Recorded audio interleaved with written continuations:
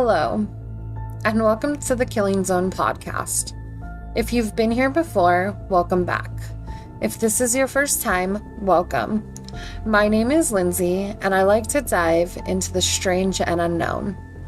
During this podcast, I will tell you stories of murder, deceit, and the macabre. Strap in and get ready for the Killing Zone. This episode is a re-recorded episode of a previous case that I have already covered. I want to make this the best podcast possible for all my listeners, so I decided to re-record some past episodes with more gruesome details and a better sound quality.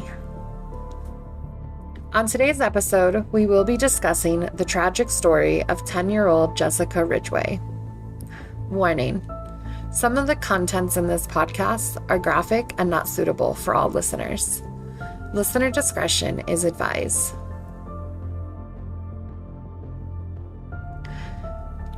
Jessica Ridgeway was born January 23, 2022, in Westminster, Colorado. She would have been 20 years old today if her life had not been taken by her killer, Austin Siggs. This is her story and what happened to her. Jessica resided in Westminster, Colorado at the time of her disappearance. She was reported missing the evening of October 5, 2012. Jessica Ridgeway was a very independent 10-year-old. She would wake up every morning and get herself ready for school, grabbing an orange and a granola bar on her way out the door. She would then walk herself to meet with her friends at a local park near her home. Then they would all walk to school together. However, the morning of October 5th, 2012, Jessica never arrived to meet up with her friends at Chelsea Park, and she never arrived to school that day. It was said that she was supposed to meet up with a friend from around the block at his house, but it was confirmed by the friend's father that Jessica never came to the house, and he ended up just driving his son to school. The morning that Jessica was reported absent from school, her teacher decided to call her mother and check up to see why Jessica was absent. Sarah, Jessica's mom, did not answer the call that morning because she was working the night shift before and she had been sleeping. Sarah did not hear the voicemail until 4:30 that evening. At this time, Sarah immediately phoned the police and had reported Jessica missing. Sarah explained that this was not usual for Jessica to not go to school because she was a good kid and got good grades. Jessica would stay with her grandmother while Sarah worked the night shift. When Sarah came home that morning at 7:30, Jessica had still been in bed. She would get up and be out the door by 8:25 a.m. to head to school. The school had called Sarah at about 10 a.m. that morning. Jessica had a father named Jeremy who resided in Independence, Missouri. It was believed at first that he had been involved in Jessica's disappearance due to a custody dispute between him and Sarah at the time, but he was later cleared as a suspect as it was determined that Jessica was not with him since he had been reported at work in Missouri at the time Jessica had gone missing. That evening, police began to conduct a search of parks, trails, and open spaces in the surrounding area, also going door to door and making phone calls to notify the 12,775 residents that resided there. Jefferson County Schools notified over 400 parents and faculty of Witt Elementary School to let them know that Jessica Ridgeway was missing. There had been around 50 officers out searching for Jessica that evening when she had been reported missing. The Rampart Search and Rescue Team and Westminster firefighters also assisted with the search. The firefighters used thermal equipment to help detect body heat, and the dive team had been searching Kettner Lake. This was 2 miles away from Jessica's home. Police even asked for help from locals in the search. That same evening, an Amber Alert was issued for Jessica Ridgeway. By Saturday, October 6th, there were around 200 locals who were assisting in the search. At this time, everyone had become concerned and had a suspicion that Jessica had been abducted. Jessica was described as having blue eyes, shoulder-length brown hair, 4 foot 10 inches in height, and being 80 pounds.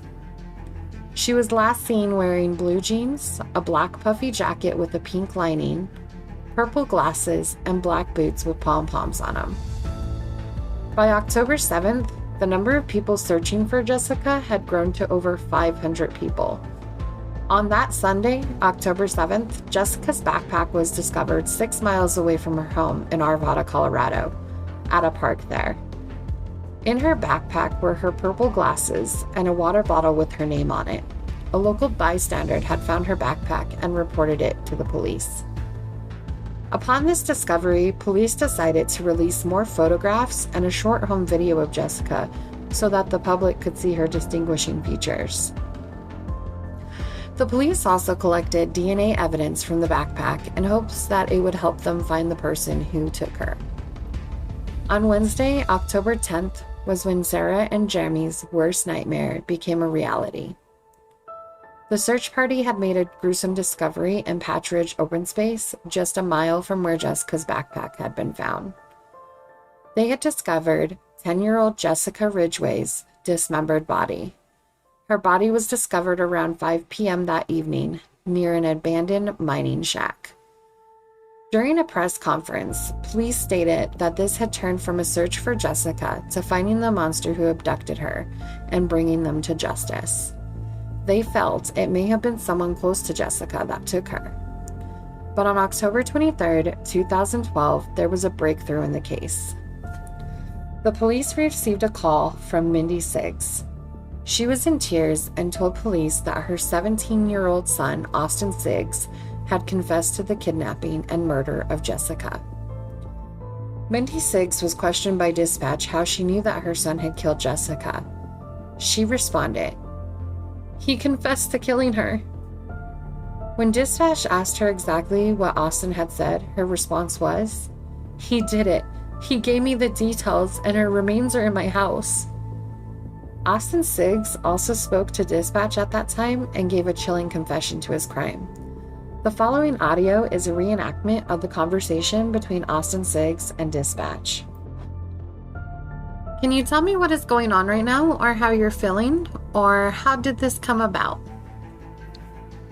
I don't exactly get why you're asking these questions.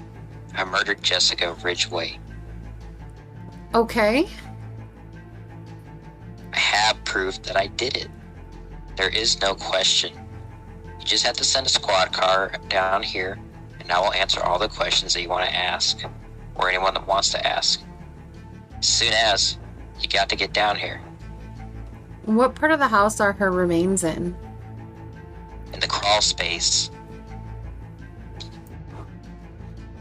When the police went to the home of Austin Siggs, they found the rest of Jessica's body in trash bags, this being her head and appendages.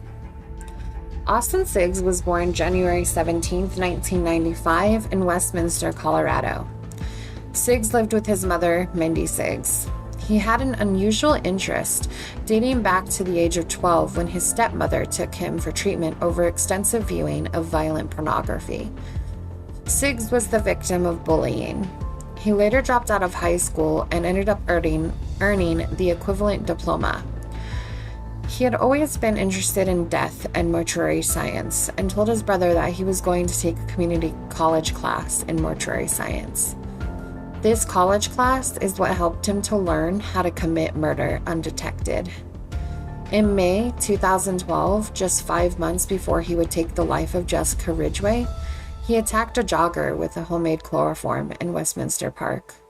Luckily, she was able to fight him off and escape. During this time, police had found a shirt that belonged to Siggs and collected DNA evidence from it, which in this time, the system matched the DNA to Jessica's backpack.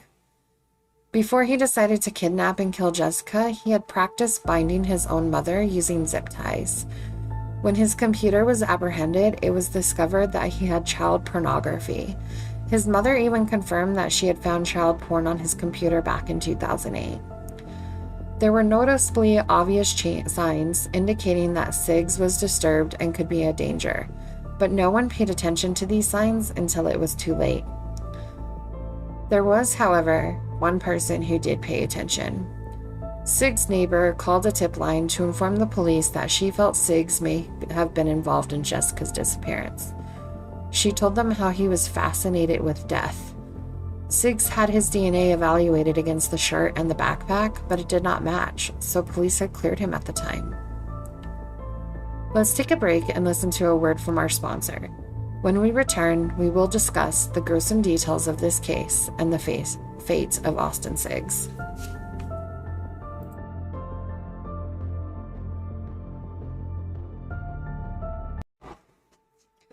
Welcome back, and thank you for listening to a word from our sponsor. I'm going to give a warning now that some of the following details I will be discussing are very graphic in nature. If you wish not to listen to this part, you can turn off this episode now. When the body of Jessica was discovered, it was just her torso wrapped in trash bags, and a little wooden cross had been placed inside her vagina. Forensics determined that this was Jessica due to DNA evidence. Siggs had tackled and zip-tied Jessica the day he kidnapped her, and listened to her cries and screams on the drive back to his home. What happened in his home that night would shock and terrify the community of Westminster, Colorado. For 2 hours, Siggs had kept Jessica in his bedroom. During this time, he made her watch a movie. He then cut her hair off and made Jessica change out of her clothes and into clothing he had bought for her to wear. He then sexually assaulted her several times that night. She had been raped with so much force that she suffered extensive bruising.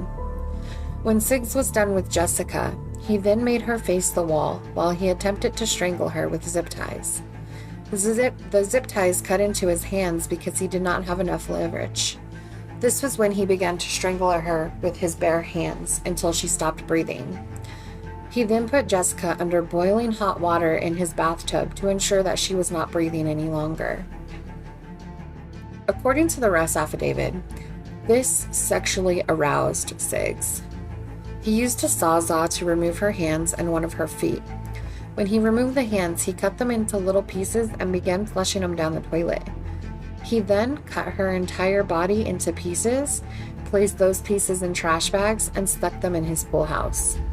The next night, when he noticed heavy police presence in his area, he took her organs out of her body and flushed them down the toilet, then took his Jeep and dropped off her torso at a park in Arvada, Colorado, hoping this would throw police off. Siggs would reveal in police interviews that his actions were a sexual fantasy that he had. Due to his age, Siggs was ineligible for the death penalty. He admitted 15 crimes covering his attacks on Ridgeway and the female jogger. These included first-degree murder, sexual exploitation of a child, and robbery of Ridgeway, and attempted kidnapping of the jogger.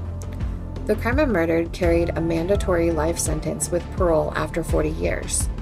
He had initially taken the media by surprise with a not guilty plea. His representatives were unsuccessful in an application and subsequent appeal, seeking to try him as a minor rather than an adult. In defiance of his legal advice, Siggs changed his pleas to guilty in October 2013. This was accepted by a judge with sentencing set for the following month. At sentencing, Anna Salter said Siggs, who she had not actually examined, was a sadistic necrophiliac with psychopathic traits, but was not psychopathic. The defense cited U.S. Supreme Court decisions in asking District Judge Stephen Munsinger to limit his sentence to 40 years overall. But this was rejected, and Siggs received an additional 86 years on top of his life sentence, meaning he'll die in prison. In 2014, Siggs was transferred to a secret location out of Colorado, with officials citing the privacy of himself, his family, and his victim's family, as well as their safety, as reasons for the move. It was clearly stated that sexual fantasies is what drove Siggs to hunt and kill Jessica. Her life was taken too soon. I want to thank you for listening, and I hope you return for the next episode of The Killing Zone. This is Lindsay signing off. Stay healthy and stay happy, killers.